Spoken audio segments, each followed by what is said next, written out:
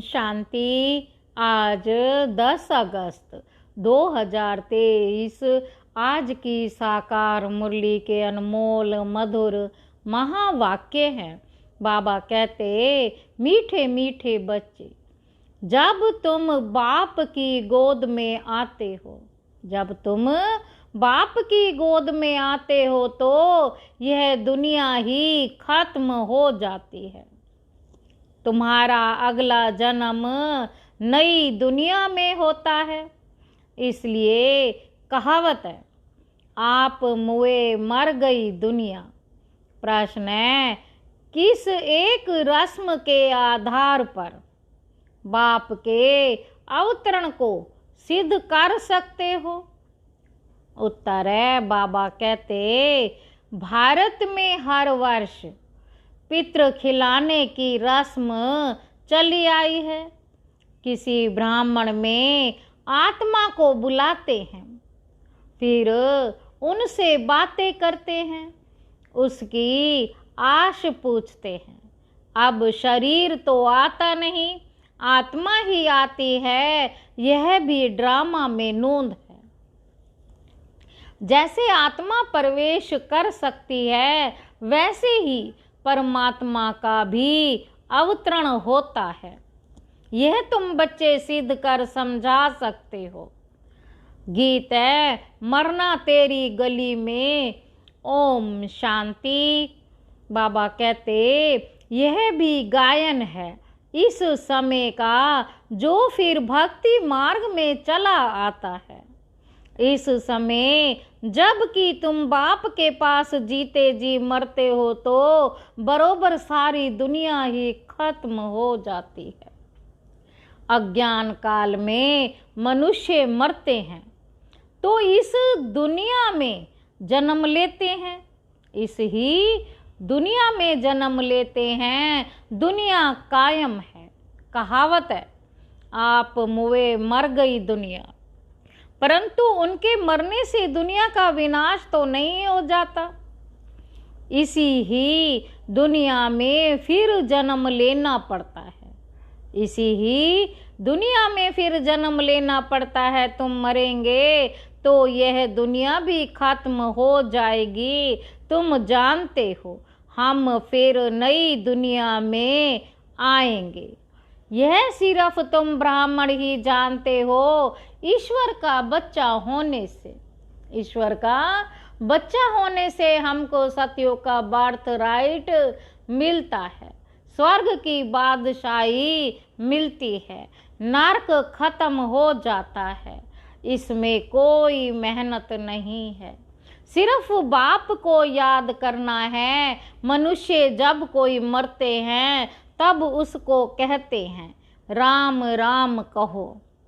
पिछाड़ी में उठाते समय कहते हैं, राम नाम सत्य है। यह भगवान को ही कहते हैं, राम राम, राम नाम सत्य है। अर्थात परम पिता परमात्मा जो सत्य है, उसका ही नाम लेना चाहिए। माला भी राम राम कहे सिमरते हैं। यह राम नाम की धुनी ऐसी लगाते हैं जैसे कोई साज बजता है। तुम बच्चों को बाप समझाते हैं कि कोई भी आवाज नहीं करना है, सिर्फ बुद्धि से याद करना है। तुम जानते हो, जीते जी ईश्वर की गोद में आने से फिर यह दुख रूपी दुनिया खत्म हो जाती है। बाबा, हम आपके गले का हार बन जाएंगे।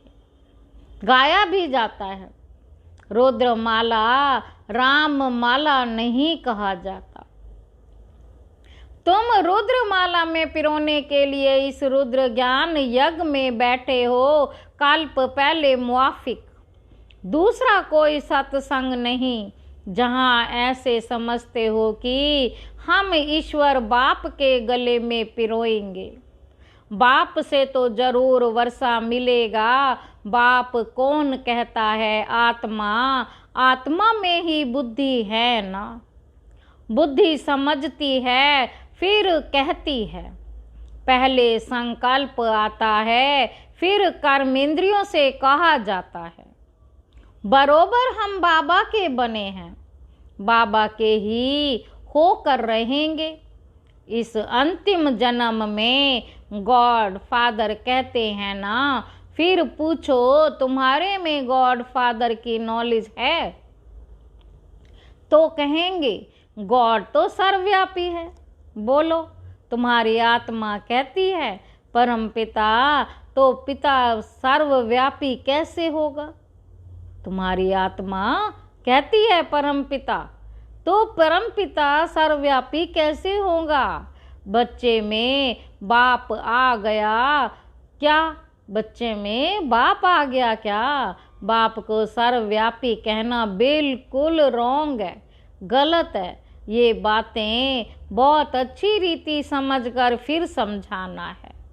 बाबा कहते रुद्र ज्ञान यज्ञ तो मशहूर है। रुद्र है निराकार, श्री कृष्ण तो साकार है। आखिरीन भगवान किसको कहा जाए? श्री कृष्ण को तो नहीं कह सकते, मनुष्य तो बहुत भोले होते हैं, कह देते हैं गॉड इज ओमनी प्रेजेंट। बाप तो अपने घर में ही रहता है और कहाँ रहेगा? अब बाप इस बेहद के घर में आया हुआ है। बाप इस बेहद के घर में आया हुआ है, यहाँ विराजमान है। कहते हैं कि मैंने इसमें प्रवेश किया है। जैसे ब्राह्मणों में पितरों को बुलाते हैं, समझो कोई अपने बाप के पितर को खिलाते हैं, तो आत्मा कहेगी कि मैं इनमें आया हुआ हूँ, मैंने इसमें प्रवेश किया हुआ है। कुछ पूछना हो तो पूछो। आगे पितरों को बुलाने का बहुत रिवाज था। पितृ तो आत्मा है ना, पितृ को यानी आत्मा को खिलाया जाता है। कहेंगे आज हमारे दादे का पितर है, आज फलाने का पितर है, तो आत्मा को बुलाया जाता है, खिलाया जाता है। समझो किसका स्त्री से प्यार है। शरीर छोड़ दिया तो उसकी आत्मा को बुलाते हैं, कहते हैं हमने हीरे की फुल्ली पहनाने का वायदा किया था, तो ब्राह्मण को बुलाकर उनको हीरे की फुल्ली पहनाते हैं। बुलाया तो आत्मा को है, शरीर थोड़े ही आएगा। ये रस्म भारत में ही है। जैसे तुम सूक्ष्म वतन में जाते हो, कोई मर गया, उनका भोग लगाते हो, तो सूक्ष्म वतन में वह आत्मा आती है। यह है बिल्कुल नई बातें। जब तक कोई अच्छी रीति समझ ना जाए, तब तक मनुष्यों को संशय पड़ता है कि ये क्या करते हैं। ब्राह्मणों की रस्म रिवाज देखो कैसी है। सभी मंदिरों आदि में भोग लगाते हैं, पितृ को भोग लगाते हैं। गुरु नानक की आत्मा को भोग लगाया, अब वह कहाँ है ये समझ नहीं सकते। तुम जानते हो जिन्होंने धर्म स्थापन किया हुआ है, तुम तो जानते हो जिन्होंने धर्म स्थापन किया हुआ है, वह सब यहाँ है। जैसे बाबा कहते हैं मैं तो ब्राह्मण धर्म स्थापन करता हूँ। बाबा कहते हैं ना मैं तो ब्राह्मण धर्म स्थापन करता हूँ। यह तो पतित पावन है, पावन आत्मा ही आकर धर्म स्थापन करती है। परंतु सतो प्रधान आत्मा को फिर सतो रजो तमो में आना ही है।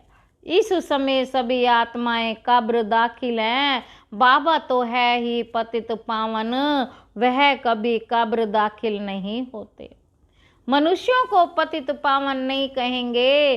पतित पावन माना सारी दुनिया का पतित पावन। पतित दुनिया को पावन बनाने वाला एक बाप के सिवाय कोई हो नहीं सकता। वह तो आते हैं अपने अपने धर्म स्थापन करने। क्रिश्चियन धर्म का सारा सिजरा वहाँ है। पहले क्राइस्ट आया, फिर उनके पिछाड़ी सब आते रहेंगे, वृद्धि को पाते रहेंगे। वह कोई पतित को पावन नहीं बनाते, नंबर वार उन्हों की संख्या आती है। पतित पावन तो इस समय चाहिए जबकि सभी कब्र दाखिल हो जाते हैं। सबको पावन बनाने वाला एक वही है। बाबा कहते यह तुम समझते हो बराबर इस समय सारी दुनिया जड़ जड़ी भूत है। बैनन ट्री का मिसाल देते हैं। बहुत बड़ा झाड़ है, उसका फाउंडेशन सड़ा हुआ है, बाकी टाल टालियां सारी खड़ी हैं। ये भी झाड़ है। देवी देवता धर्म का जो फाउंडेशन है, उनकी जड़ एकदम कट गई है। देवी देवता धर्म का जो फाउंडेशन है, उनकी जड़ है एकदम कट गई है। बाकी सब हैं बीज, हो तो फिर से स्थापन करे ना। बाप कहते मैं फिर से आकर स्थापना कराता हूँ। ब्रह्मा द्वारा स्थापना, शंकर द्वारा विनाश, बरोबर अनेक धर्मों का विनाश हुआ था। महाभारत लड़ाई के समय जो राजयोग सीखे, उनकी फिर राजधानी स्थापन हो गई। तुम जानते हो अभी हम बाप के पास जाएंगे, फिर नई दुनिया में आएंगे, फिर झाड़ वृद्धि को पाता जाएगा। देवी देवता धर्म जो था वह प्राय लोप हो गया। बाप कहते हैं मैं फिर से आकर आदि सनातन देवी देवता धर्म की स्थापना करता हूँ। बाबा कहते भारत जो ऊंचे ते ऊंच था, उनको अब ग्रहण लगा हुआ है। कामचिता पर बैठने से इस समय तुम्हारी आत्मा काली हो गई है। अब फिर तुम ज्ञान चिता पर बैठ गोरे बनते हो। तुम जो श्याम बन गए थे, श्याम को सुंदर गोरा बनाने वाला है परम पिता परमात्मा।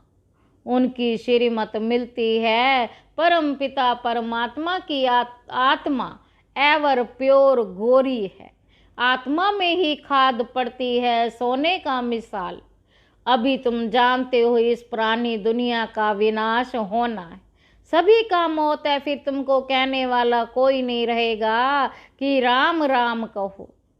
अब देखो नेहरू मरा तो उनकी राख को सब जगह गिराया, समझा अच्छी खाद मिलेगी।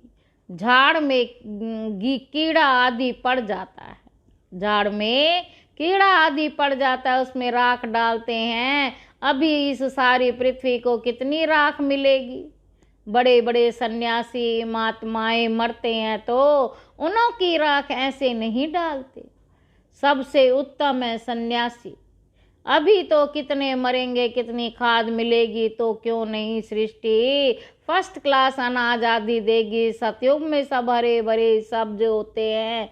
इस सृष्टि को नया बनाने में टाइम लगता है। तुम सूक्ष्म तन में जाते हो, कितने बड़े बड़े फल तुमको दिखते हैं, शुभी रस पिलाते हैं। तुम विचार करो कितनी खाद मिलेगी, सो भी खास भारत को।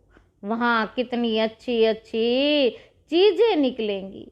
नई दुनिया के लिए खाद पड़कर सारी दुनिया नई हो जाएगी। सूक्ष्म वतन में वैकुंठ का शुभी रस तुमको पिलाते हैं, बगीचे आदि का साक्षात्कार कराते हैं। बच्चों ने साक्षात्कार किया है, शुभी रस पी कर आते हैं। प्रिंस प्रिंसेज बगीचे से फल ले आते थे। अब सूक्ष्म वतन में तो बगीचा हो ना सके। जरूर वैकुंठ में गए होंगे, एक एक को साक्षात्कार नहीं कराएंगे। जो निमित्त बने हैं उनको साक्षात्कार कराते हैं। हो सकता है अगर तुम याद में रहेंगे, बाबा के बच्चे बनकर रहेंगे, तो पिछाड़ी में तुमको भी साक्षात्कार होगा। यह तो पहले गौशाला बननी थी, भट्टी में पकना था, तो बहुत आ गए। बच्चों को समझाया है, सिर्फ कोई को लिटरेचर देने से समझ नहीं सकेंगे। समझाने वाला टीचर जरूर चाहिए। टीचर सेकंड में समझाएगा। यह तुम्हारा बाबा है, यह दादा, ये बेहद का बाप स्वर्ग का रचयिता है। सिर्फ कोई को लिटरेचर दिया तो देख कर फेंक देंगे, कुछ भी समझेंगे नहीं। इतना जरूर समझाना है कि बाप आया हुआ है। यह ढिंडोरा पिटवाना तुम्हारा फर्ज है। बरोबर यादव कौरव भी हैं, माँ भारी लड़ाई भी सामने खड़ी है। जरूर राजयोग सिखलाने वाला भी होगा, जरूर स्वर्ग की स्थापना भी होगी। एक धर्म की स्थापना, अनेक धर्मों का विनाश होगा। तुम जानते हो हम नर से नारायण, नारी से लक्ष्मी बनते हैं, ये है ही हमारी एम ऑब्जेक्ट। मनुष्य से देवता किए करत ना लागी वार, मनुष्य से देवता किए करत न लागी वार। देवता सिर्फ सूर्यवंशी को कहा जाता है, चंद्रवंशी को क्षत्रिय कहा जाता। पहले तो देवता बनना चाहिए ना, नापास होने से क्षत्रिय हो जाते हैं। तो बाप कहते मीठे मीठे सिक्की लदे बच्चे, कितने ढेर सिक्की लदे बच्चे हैं, देखो किसका बच्चा गुम हो जाता है, 6-8 मास के बाद आकर मिलता है तो कितना प्यार से आकर मिलेगा, बाप को कितनी खुशी होगी। ये बाप भी कहते लाडले सिक्की लदे बच्चे, तुम 5000 वर्ष के बाद आकर मिले हो, लाडले बच्चे तुम बिछुड़ गए थे, अब फिर आकर मिले हो बेहद का वर्षा लेने लिए। डीटी word sovereignty is your god fatherly birthright. बाबा तुमको बेहद की बादशाही देने आया है, यह है हेवनली गॉड फादर। कहते हैं तुम बच्चों के लिए कितनी बड़ी सौगात लाई है, परंतु इतना लायक बनना है, श्रीमत पर चलना है मम्मा बाबा कहकर, फिर अगर भूल जाए या फारकती दे तो गले का हार नहीं बनेंगे। बच्चों को कितना प्यार किया जाता है, बाप बच्चों को सिर पर रखते हैं। बेहद के बाप को कितने बच्चे हैं, बाबा कितना ऊंचे माथे पर चढ़ाते हैं, पाँव में जो गिरे हुए हैं उन्हीं को माथे पर चढ़ाते हैं। तो कितना खुशी में रहना चाहिए और श्रीमत पर चलना चाहिए। एक की श्रीमत पर चलना है, अपनी मन मत पर चला तो यह मरा। श्रीमत पर चलेंगे तो श्रेष्ठ से श्रेष्ठ मनुष्य अर्थात देवता बनेंगे। बाबा पूछते हैं ना कि कितने नंबर में पास होंगे, बाप भी कहते हैं सूर्यवंशी बन। तो मम्मा बाबा को फॉलो करना पड़े, आप समान सवदर्शन चक्रधारी बनना है। शिव बाबा के आगे ले आते हैं तो बाबा पूछते हैं कितने को आप समान बनाया। बाबा पूछते हैं कितनों को आप समान बनाया है, कितने मजे की बात है, तुम ही समझ सकते हो, नया कोई बिल्कुल भी नहीं समझ सके। यह कोई मनुष्य से देवता बनने की कॉलेज है। कोई को तो 7 रोज में बहुत अच्छा रंग चढ़ जाता है, कोई को बिल्कुल नहीं चढ़ता, बहुत मेहनत करनी पड़ती है। पहली बात बच्चों को समझाई कि पहले सबको बोलो कि बेहद के बाप को जानते हो, परमात्मा को जानते हो। कहते हैं हाँ वह मेरे में भी है, सर्वव्यापी है, फिर तो पूछने की दरकार ही नहीं है। जब बाप कहते हो तो बाप तुम्हारे में व मेरे में कैसे हो सकता है। बाप से तो वर्षा लिया जाता है, तो पहले सिर्फ अलफ पर जाओ। बाप कहते हैं मेरे सिक्की लदे बच्चे ऐसे कोई साधु सन्यासी कह न सके। तुम जानते हो बरोबर हम शिव बाबा के सिक्की लदे बच्चे हैं। 5000 वर्ष के बाद फिर आकर मिले स्वर्ग का वर्षा लेने लिए। जानते हो हम भी स्वर्ग के मालिक थे, फिर हम ही बनते हैं। स्वर्ग में जाना जरूर है, फिर पुरुषार्थ अनुसार ऊंच पद पाना है। अच्छा मीठे मीठे सिक्की लदे बच्चों प्रति माता पिता बाप दादा का याद प्यार और गुड मॉर्निंग, नमस्ते बाबा, नमस्ते। रूहानी बाप के रूहानी बच्चों को नमस्ते। हम रूहानी बच्चों की रूहानी बाप दादा को याद प्यार गुड मॉर्निंग, नमस्ते बाबा, नमस्ते। आज की मुरली का धारणा के लिए मुख्य सार पहला पॉइंट है माता पिता को फॉलो कर आप समान बनाने की सेवा करनी है। सवदर्शन चक्रधारी बनना और बनाना है। बाप के गले का हार बनने के लिए बुद्धि से बाप को याद करना है। आवाज नहीं करनी है, याद की धुन में रहना है। ओम शांति।